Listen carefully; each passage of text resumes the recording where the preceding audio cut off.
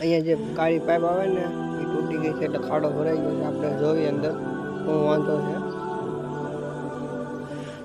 પેલા પાણી બહાર કાઢી લઈએ. અહીંયા દૂર ટબડું હવે પાણી પેલા બહાર કાઢી નાખીએ. એટલે જોજો કેમ વાંધો લાગે.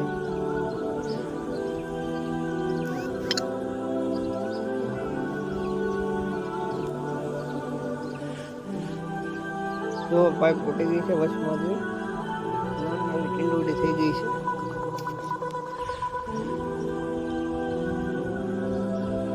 જોઈ લો કેમ પાણી થાય છે.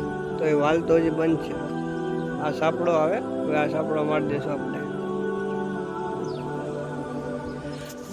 પેલા સાયકલની ટ્યુબ મારી દેશું આપણે, એટલે જરાક પેકિંગ મળી જાય. પછી સાપડો મારી દેશું ને હવે બોલ મારી દેશું ફરતી.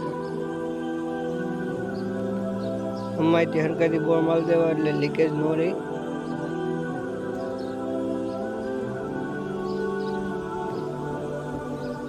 આપણે બોલ મારી દેવી પેલા.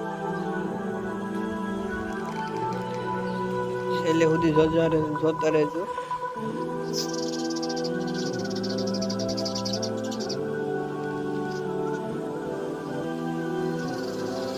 આ લાગી ગયો આપણો સાપડો ને વાળ કરી દીધો શરૂ ને લીક થતો થઈ ગયું બંધ.